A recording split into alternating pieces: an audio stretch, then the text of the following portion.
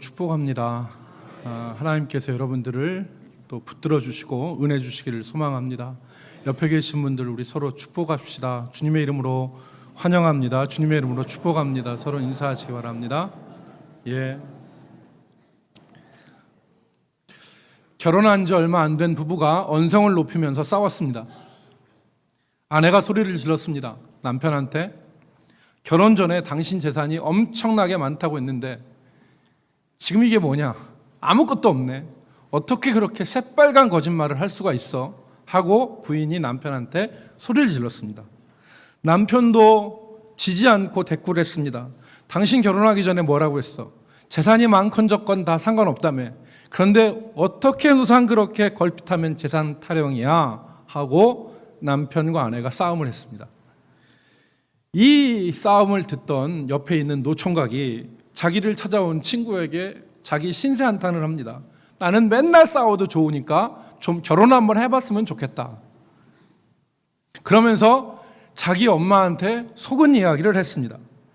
우리 어머니가 얼마 전에 나한테 얘기를 했는데 내가 그 얘기를 듣고 허탄해서 진짜 어쩔 줄 몰랐다. 어머니 얘기는 뭐냐면, 얘 아들아, 너는 돈 걱정하지 말고 결혼하거라. 우리 집에 안산 땅이 참 많단다. 어머니, 그 안산 땅이 경기도에 있는 그 안산 맞아요? 천당보다 조금 못하다고 한 분당 옆에 있는 안산 맞아요? 거기에 땅이 많아요. 그래, 우리 안산 땅이 엄청 많단다. 엄마가 얘기하는 안산 땅은 안산에 있는 땅이 아니라 사지 않은 땅을 말합니다. 안산 땅이 대한민국 전체니까 안산 땅이 많다, 이렇게 얘기를 했답니다. 여러분, 우스갯소리지만 한번 생각해보게 하는 얘기인데, 우리 사회에 얼마나 거짓말이 만연해 있는지, 남편이 아내한테 한 말도, 아내가 남편에게 한 말도, 엄마가 그 사랑하는 자식한테 한 말도 진실성이 부족하다는 얘기를 하는 얘기들 아니겠습니까?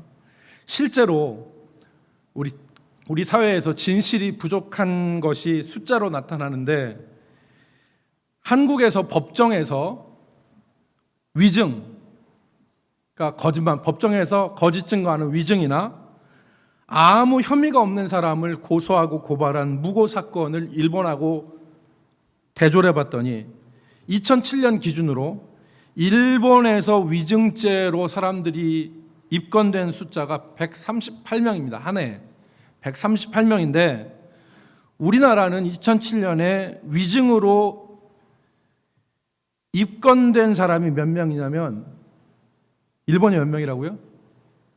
138명. 우리나라는 그 해에 3,533명입니다. 171배, 171배가 많습니다. 그리고 안 한 사람을, 뭘 안 한 혐의가 없는 사람을 고소해서 그 누명을 씌워서 고소한 무고죄가 일본이 2007년에 133명인데 우리나라는 무고 숫자가 4,580명이었습니다. 숫자상으로 217배에 달합니다. 그러니까 우리나라가 얼마나 많은 이 진실성이 떨어지는 모습인가를 우리가 볼 수 있습니다. 제9계명은, 10계명의 제9계명은 거짓 증거하지 말지니라. 내 이웃에 대하여서 거짓 증거하지 말지니라. 우리 같이 따라합시다. 내 이웃에 대하여 거짓 증거하지 말지니라. 이게 제9계명입니다. 이 계명은 법정적인 상황을 염두에 두고 하신 말씀입니다. 다시 말해서 법정에서 이웃을 향하여서 거짓으로 말하지 말라, 진실을 말해라 라고 하는 말씀입니다. 여러분, 이스라엘의 그 법정은 오늘 현대 법정과는 다릅니다. 다른 법정이 이렇게 마련되어 있는 것이 아니라 성문 앞에 있는 광장에 사람들이 다 모이는 곳에서 거기에 그 성읍의 장로들이 앉아 있고 재판하기를 원하는 쌍방이 나와서 진위를 가립니다. 여기에는 뭐 조사관도 없고 다른 어떤 것도 없습니다. 오직 양편이 주장하는 소리, 그리고 그것을 뒷받침할 증인이 있을 뿐이었어요. 그래서 이 증인이 재판에 미치는 영향력이 엄청났습니다. 한 예로 구약성경에 보면 나봇이라는 사람이 이름이 나오죠. 나봇이라는 사람이 억울한 죽임을 당합니다. 왜냐하면 증인들에 의해서 돌로 쳐 죽임을 당해요. 어느 날 사람들이 나봇을 재판정으로 끌고 나옵니다. 성문 앞 광장으로 끌고 나오는데 거기에서 불량자 두 사람이 사주를 받아서 나봇에 대해서 거짓 증언을 합니다. 이 사람이 하나님과 왕을 저주했다. 하나님과 왕을 저주했다. 이스라엘 율법에 의하면 하나님을 저주하거나 하나님 신성 모독한 죄는 그 자리에서 돌로 쳐 죽일 수 있었습니다. 그러니까 이 거짓 증언으로 말미암아 나봇은 성 밖으로 끌려가서 돌로 맞아 죽었습니다. 이렇게 한 이유는 여러분 아시다시피 이세벨이라고 하는 못된 여자가 이 나봇의 포도원을 갖기 위해서, 나봇의 포도원을 뺏기 위해서 거짓 증인 두 사람을 세워서 나봇을 죽이고 그 포도원을 차지한 것입니다. 예수님 당시에도 예수님이 십자가 달리기 전에 수많은 거짓 증인들이 등장을 했습니다. 대제사장과 유대인들이 예수님을 죽이기 위해서 거짓 증인들을 준비를 하고 그 거짓 증인들을 통하여서 거짓 증언을 했습니다. 그래서 결국은 예수님을 붙잡은 죄목이 뭐냐면 대제사장이 네가 하나님의 아들이냐 그렇게 얘기하니까 하나님의 아들이라고 맞다고 하니까 대제사장이 옷을 찢으면서 참나무도다 신성모독이다 이렇게 얘기하면서 예수님을 십자가에 못 박았던 것입니다.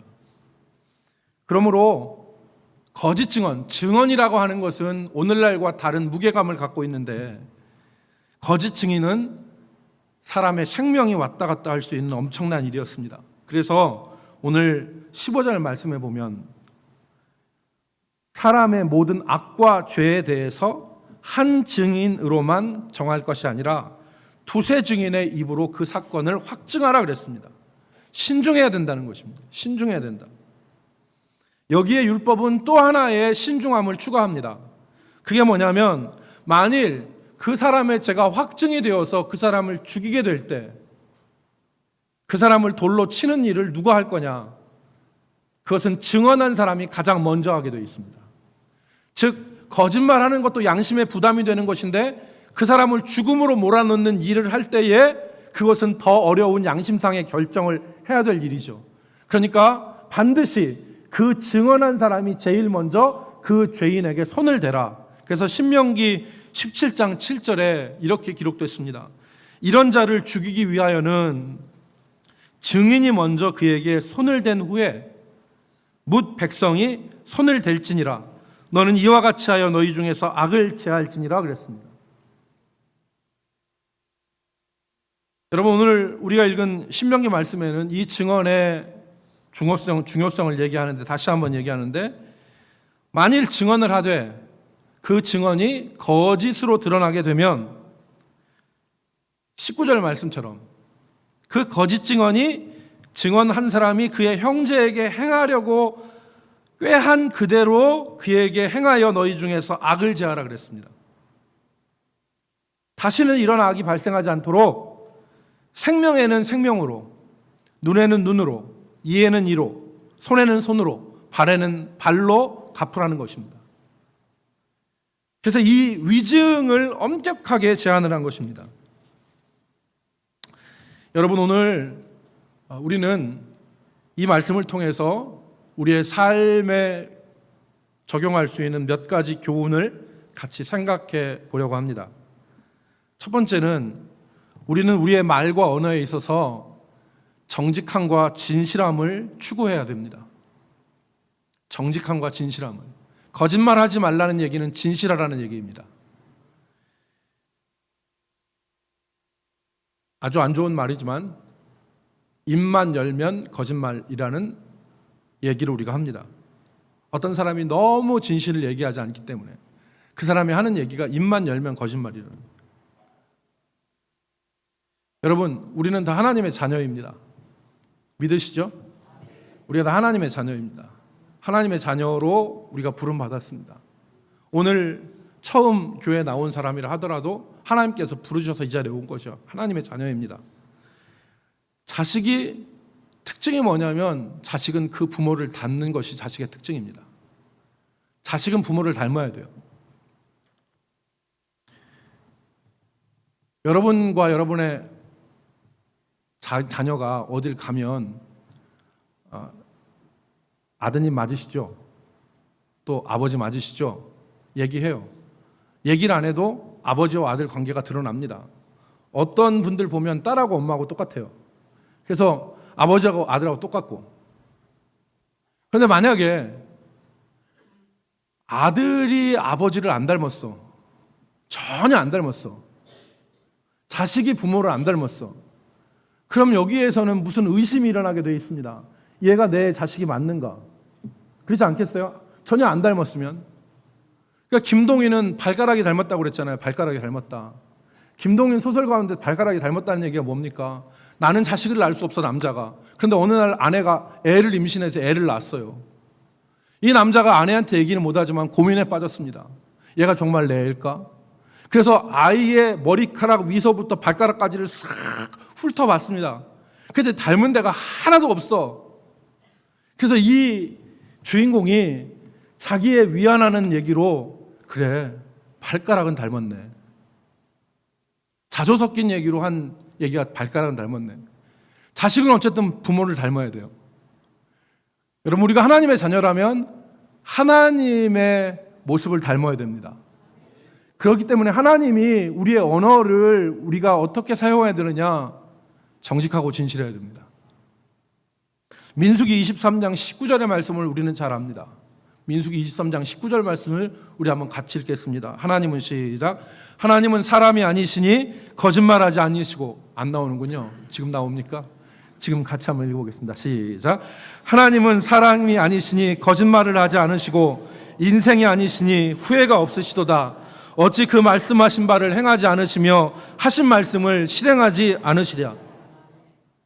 하나님 진실하다는 거예요. 하나님 거짓말하지 않으신다는 겁니다. 하나님 말씀하시면 그 말씀을 실행하시는 하나님이시라는 겁니다. 하나님은 헛된 말을 하시는 분이 아니시라는 겁니다. 그러면 하나님의 자녀인 우리들도 하나님을 닮아야 됩니다. 우리의 말과 우리의 행실에 있어서.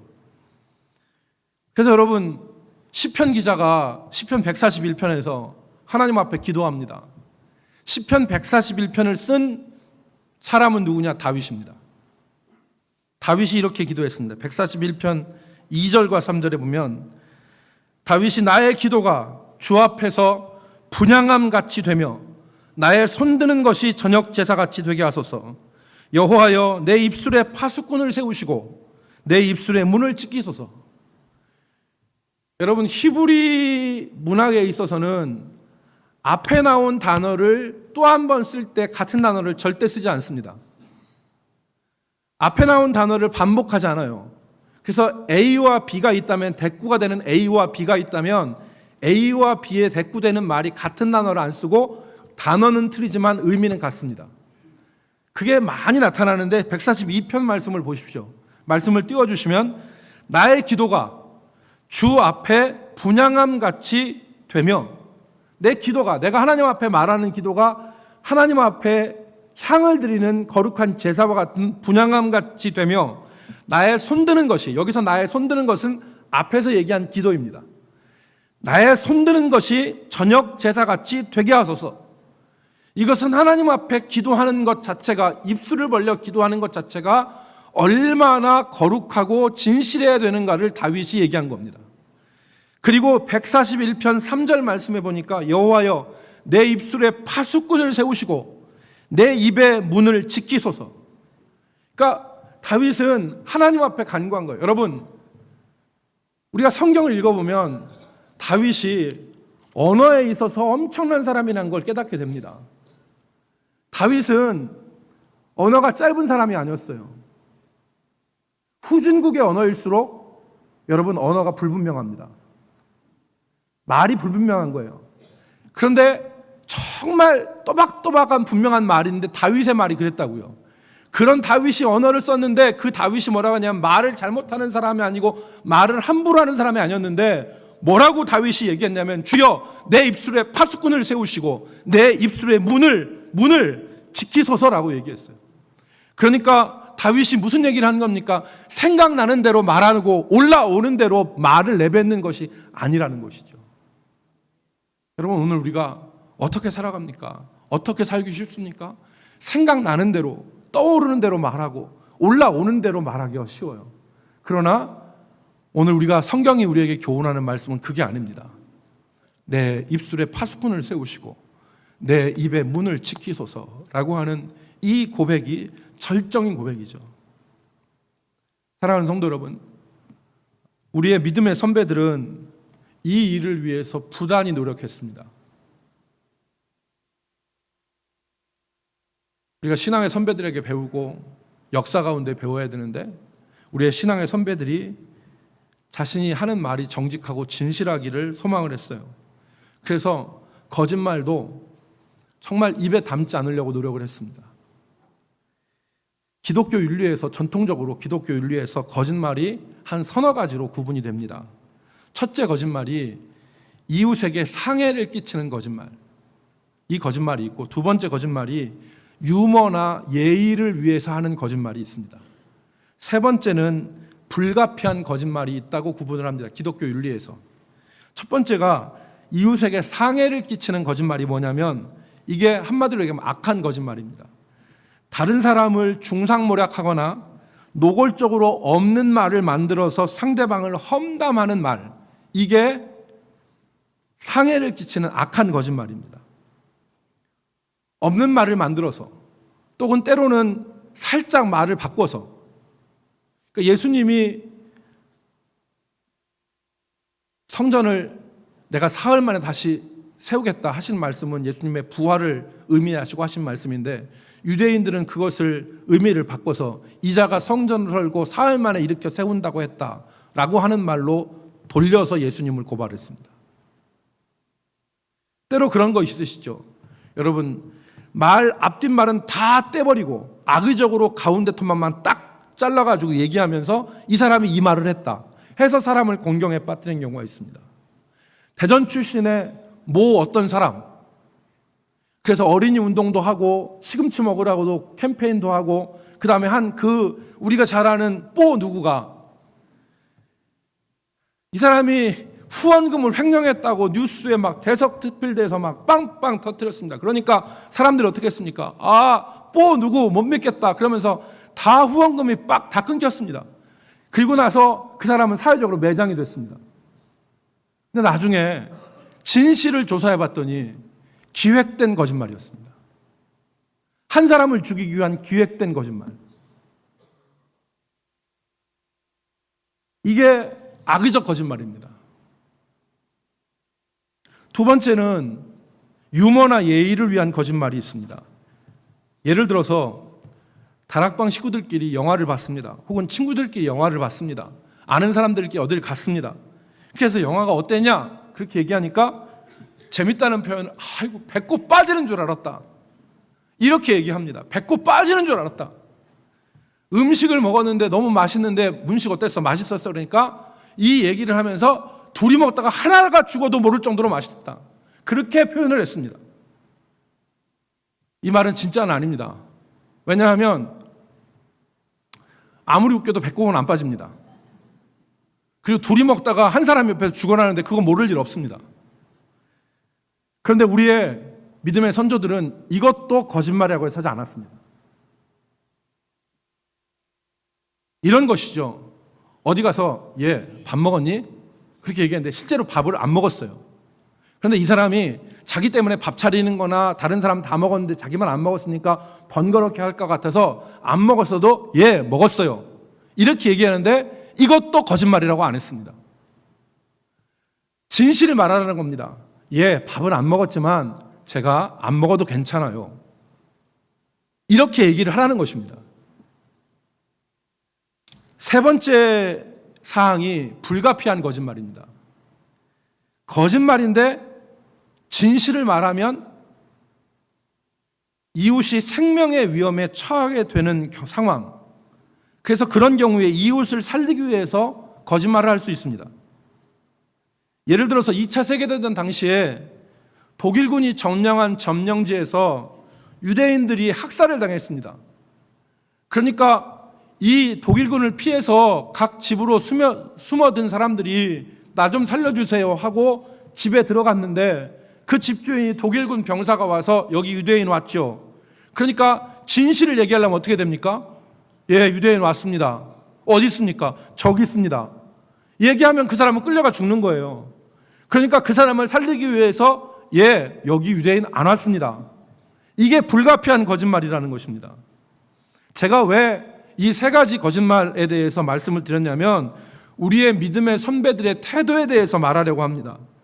우리의 믿음의 선배들은 선의의 거짓말도 거짓말이라는 입장입니다.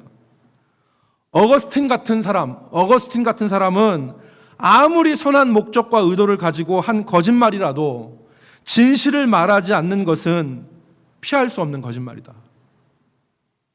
여러분, 성경에 보면 출애굽기 1장 15절에 히브리 산파 두 사람의 이름이 나옵니다. 이 두 사람은 어느 날 애굽왕으로부터 부름을 받습니다. 특명을 받아요. 히브리인들의 숫자가 날로 증가하니까 너는 히브리 여인들이 애를 낳을 때 여자면 살려주고 남자면 죽여라. 유아 학살의 명을 받은 것입니다. 그런데 하나님을 경외하던 이 두 여인이 바로의 명령을 어기고 아이들을 살렸습니다. 나중에 바로가 이 히브리 산파 두 사람을 불러서 책임을 추궁하였을 때 이 여자가 한 말이 이렇습니다. 히브리 여인들은 애굽 여인들과 같지 않고 건장하여 산파가 도착하기 전에 해산하였나이다. 히브리 여인들은 산파가 우리가 도착하기도 전에 이미 다 해산해버렸습니다. 이건 사실이 아닙니다. 거짓말한 거예요. 그런데 성경은 이 여인들의 행위를 긍정합니다. 출애굽기 1장 20절 말씀에 보면 하나님이 그 산파들에게 은혜를 베푸시니라 그랬어요. 하나님이 그 거짓말한 산파들에게 은혜를 베푸시니라. 어거스틴은 이 사실에 대해서 뭐라고 얘기했냐면 하나님이 이 여인들에게 은혜를 베푸신 것은 그 여인들이 거짓말한 것 때문이 아니라 그 여인들이 하나님을 경외하고 생명을 사랑한 마음 때문에 그들에게 은혜를 베푸신 것이다. 그러므로 이 논리로 거짓말을 정당할 수 없다. 마찬가지로 기생 라합이 여리고 정탐꾼 두 사람이 자기 집에 왔을 때 추격자들로부터 그 두 사람을 보호합니다. 추격자들이 와서 정탐꾼들 어디 있냐고 했을 때 수수대밭에 숨기고 그리고 저쪽으로 갔다고 거짓말을 합니다. 이 행동으로 말미암아 이 라합은 믿음의 여인으로 히브리서 믿음장 11장에 기록되고 예수님의 족보에 등장하게 됩니다. 마찬가지로 이 여인이 그런 믿음의 여인이 된 것도 하나님의 구속 사건에 대해서 믿고 받아들였던 믿음 때문이지 그 여자가 한 거짓말 때문은 아니다. 여러분, 기독교 윤리학에서 이 태도를 무조건적 절대주의라 그렇게 말합니다. 무조건적 절대주의다. 하나님의 법은 완전히 정확하고 예외가 없다. 하나님의 법은 온전한 하나인 것이다. 이걸 무조건적 절대주의라 그렇게 얘기하는데 후대 학자들은 이 무조건적인 절대주의가 아니라 차등적 절대주의를 말했습니다. 차등적 절대주의. 어떠한 가치에 따라서 가치 있는 것을 선택하는 절대주의. 아까 얘기한 대로 바로에게 거짓말하는 것보다 생명을 살리는 것이 더 귀한 것이기 때문에 그것을 택한 것이라 그 말이죠. 제가 왜 이 말씀을 드리냐면 우리가 놓치지 말고 기억해야 될 것은 우리 외 믿음의 선배들 삶의 진실성을 위해서 대단히 몸부림쳤다는 것입니다. 없는 말 지어내고 꾸며서 얘기하고 하는 그런 모습이 아니라 정말 자기 생명이 위태로워도 진실을 말하려고 하는 진실성과 정직성을 그 삶에서 추구했다는 것을 우리는 교훈받아야 됩니다. 여러분, 우리는 사람의 얼굴을 보고 가끔은 거짓말을 합니다. 저 사람한테 이 얘기를 했을 때 저 사람이 좋아하지 않을 것 같아. 그래서 우리는 거짓말을 합니다. 그런 것들까지 우리는 주의해야 됩니다. 목사님들이 제가 가까운 목사님들이 모여가지고 얘기를 했는데 그 목사님들 얘기 중에 육군 참모총장 얘기가 나왔어요. 지금 육군 참모총장은 김용우라고 하는 대장인데 이 김용우 참모총장이 육군 참모총장 되기 전에 원래 그분의 계급이 투스타였습니다. 준장이었어요. 근데 준장이 별 4개가 하루아침에 된 겁니다. 그리고 육군 참모총장이 된 겁니다. 근데 이 사람이 그러니까 정권이 바뀌면서 그 위에 있던 모든 장성들을 다 이렇게 내보내고 그 준장 별 투스타를 포스타가 되게 해서 육군 참모총장을 만든 거예요. 근데 이 사람이 육군 참모총장이 내정이 돼서 국방부 장관이 청와대한테 내정을 받고 그리고 이제 이 육군 참모총장 임명하기 전에 당사자를 만났습니다. 만나서 하는 말이 뭐냐면 당신은 다 좋은데 기독교 색채가 너무 강하다. 특별히 당신한테 권고할 것은 기독 장병 신우들 거기에 회장 그만둬라. 그러지 않고서는 육군 참모총장 어렵다. 국방장관은 대담을 했다는 거예요. 그러니까 보통 사람 같으면 어떻게 하냐면 제가 한번 생각하고 그렇게 하겠습니다. 뭐 국가공직이라면 뭐 이렇게 하면서 싫은 얘기 안 했을 거 아니에요. 그런데 이 김용우 대장이 뭐라고 했냐면 그때 준장이 뭐라고 했냐면 저는 그렇게 할 수 없습니다. 나의 힘은 여호와 하나님입니다. 그렇게 고백했대요. 그 자리에서 나의 힘은 여호와 하나님입니다. 그리고 얼마 전에 오산리 금식기도원에서 국군 장병들 집회가 있었는데 이 김용우 육군 참모총장이 그 장병들 집회하는데 그 외국 출장 갔다 와서 바로 그 집회에 참석했답니다.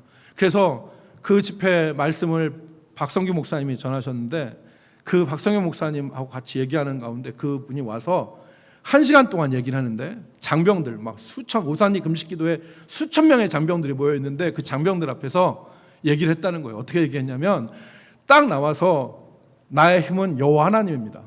그렇게 장병들한테 얘기하고 그리고서 하는 말이 그분이 내비게이터 출신이래요. 내비게이터 출신인데 말씀 암송을 줄줄줄줄줄줄 한 10여 분 동안 말씀 암송을 쫙 하고 그 다음에 찬양하고 하나님 앞에 영광 돌리고 나는 하나님의 사람입니다. 내가 주의하고 내가 지금까지 있었던 내 힘은 여호와 하나님입니다. 라고 담대하게 말한대요. 그 얘기를 들은 이 가슴에 있는 이 젊은 병사들이 그 말을 통해서 얼마나 가슴에 불이 지펴졌는지 그리고 얼마나 용기를 얻었는지. 여러분 말이란 이런 것입니다. 사람을 죽일 수도 있고 사람을 살릴 수도 있는데 오늘 하나님께서 우리에게 주신 것은 바로 살리는 말, 생명의 말, 그리고 하나님께 영광 돌리는 말, 이 말들을 정직하고 진실한 가운데 행하라는 겁니다. 여러분 우리의 언어가 바뀌길 바랍니다. 우리가 뒷골목에서 쓰는 거나 아니면 어떤 잡다한 그런 말들이 아니라 우리의 언어들이 바뀔 수 있기를 주의 이름으로 축복합니다. 두 번째는 우리의 말에 있어서 신중함을 우리는 가져야 됩니다. 신중함을. 거짓 증거하지 말라는 이 계명 가운데 신중함이 묻어납니다. 어떤 사람이 증거를 댄다 하더라도 그것을 즉각 받아들이지 말아라. 한 사람의 증언으로 하지 말고 2증인이나 3증인의 입으로 그 사건을 확증해라. 여러분 신중함입니다. 여러분 우리는 말을 들을 때 신중하지 않습니다. 어떤 스타가 잘못된 일을 했다고 우리가 뉴스를 들으면 그 밑에 수천 개의 댓글이 달립니다. 내가 저 자식 그럴 줄 알았어. 내가 뭐 저럼 저럴 줄 알았어. 하고서 막 댓글 달아놔요. 뭐 그거에 대해서 뭐 생각하지 않고 선거에서 악성 루머 퍼뜨려서 상대방 떨어뜨리고 당선되는 사람들 많습니다. 여러분 우리는 이 소문들에 입을 맞추거나 이 소문들에 같이 연합하는 자가 되서는 안 됩니다. 그래서 여러분 출애굽기 23장 1절로 3절 말씀에 보면 우리에게 교훈을 주는 말씀을 합니다. 출애굽기 23장 1절 말씀에 보면 우리 같이 읽읍시다. 시작. 너는 거짓된 풍설을 퍼뜨리지 말며 악인과 연합하여 위증하는 증인이 되지 말며 다수를 따라 악을 행하지 말며 송사의 다수를 따라 부당한 증언을 하지 말며 가난한 자의 송사라고 해서 편벽되이 두둔하지 말지니라. 아멘.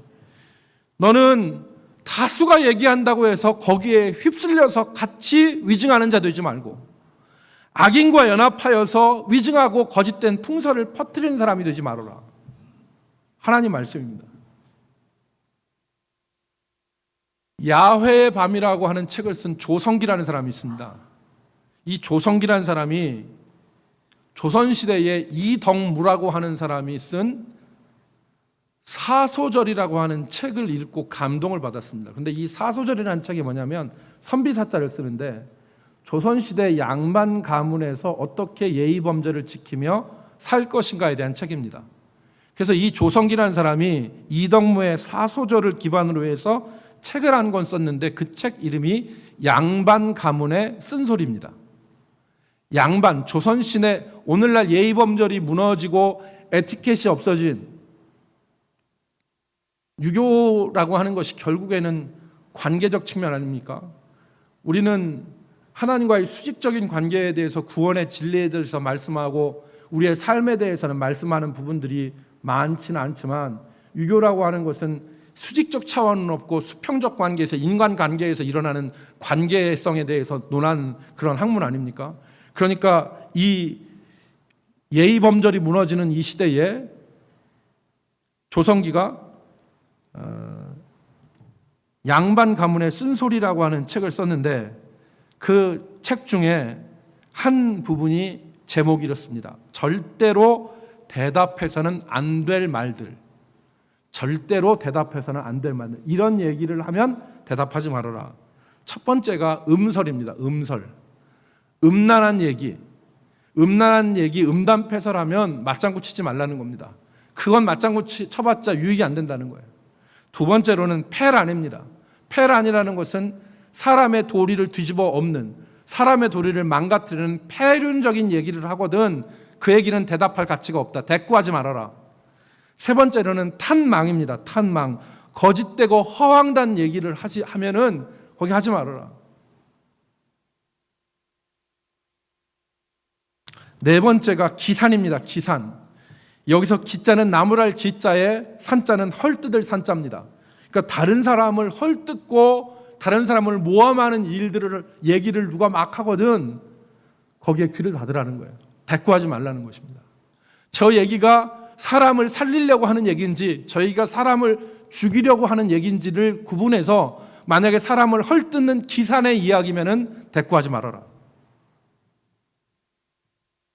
명심보감의 얘기를 하나 소개하고 있습니다. 명심보감의 조성기가 명심보감의 얘기를 하나 소개했는데 증오지필찰이라는 얘기를 했습니다. 증오지필찰. 이때 중은 무리중자를 씁니다.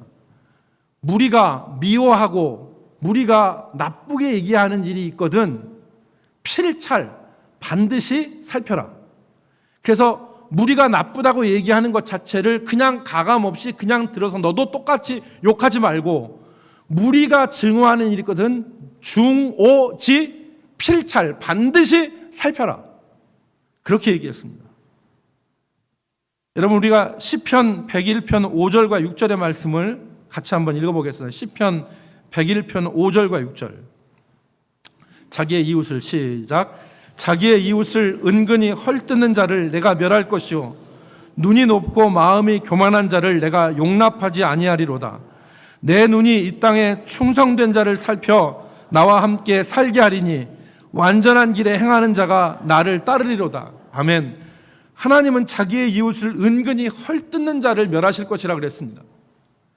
그리고 내 눈이 이 땅에 충성된 자를 살펴 그랬는데 여기서 충성된 자는 신실한 자들입니다.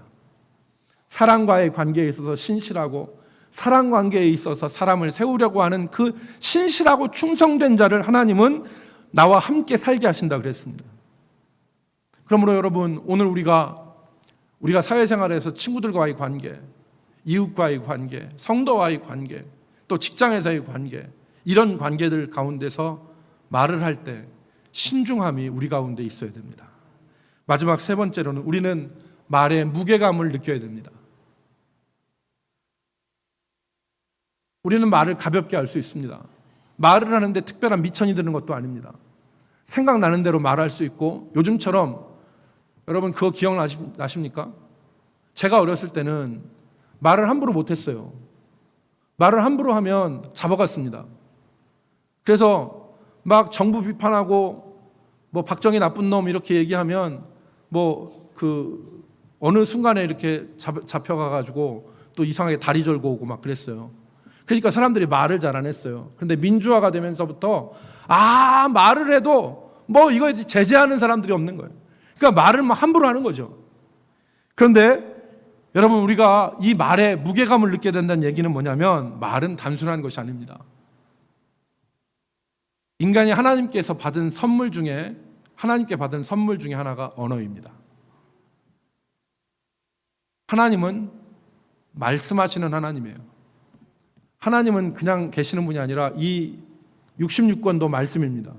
하나님은 말씀하시는 하나님이고, 하나님은 우리에게 말할 수 있는 능력을 주셨어요. 그래서 우리가 말을 통하여서 하나님께 기도하고, 이 말을 통하여 하나님께 찬양을 합니다. 그래서 하나님께 나아갈 수 있는 거예요. 그러므로 말은 결코 가벼운 것이 아닙니다. 그래서 예수님이 하신 말씀을 우리는 기억해야 되는데, 마태복음 12장 36절, 37절 말씀을 이제 다 끝났으니까, 이제 설교 다 끝났습니다. 정신을 차리고 이제 읽어야 됩니다. 자, 마태복음 12장 36절, 37절. 내가 너희에게, 시작. 내가 너희에게 이르노니 사람이 무슨 무익한 말을 하든지 심판날에 이에 대하여 신문을 받으리니 내 말로 의롭다함을 받고 내 말로 정죄함을 받으리라.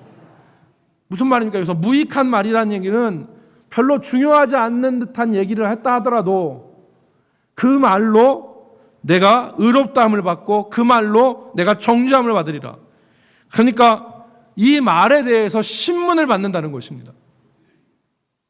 우리의 말은 가벼운 게 아닙니다. 드루킹이 USB에다가 어마어마한 자료를 넣어놨다잖아요. 무슨 말을 하면 드루킹이 뭐 메모의 광환이랍니까?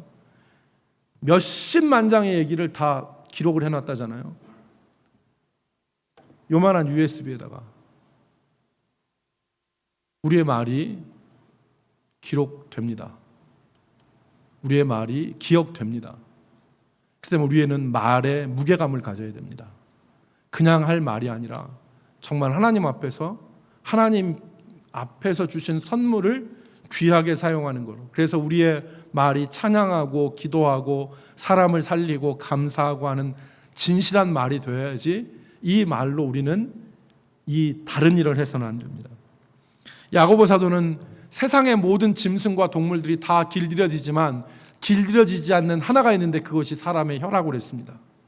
오늘 우리는 이 말이 순간 잘못하면 길들여지지 않는 것을 기억하고 날마다 우리 가운데 이 말을, 제가 3가지 제시한 것처럼, 첫 번째로는 정직하고 진실하게, 두 번째로는 이 말을 신중하게, 그리고 이 세 번째는 이 말의 무게감을 느끼면서 살 수 있는 우리 언어의 삶이 될 수 있도록 힘쓰시기를 주의 이름으로 축복합니다. 기도하겠습니다. 하나님, 우리가 무익한 어떤 말을 하든지 그것이 심판날에 그것을 인하여서 신문을 받으리라 말씀하신 것을 기억하게 하시고, 우리의 말에 무게감을 느끼게 하시며 우리의 말이 정직하고 진실하게 하시고 우리의 말이 사람을 살리는 신중한 말들이 되게 하여 주옵소서. 예수님의 이름으로 기도 올리옵나이다.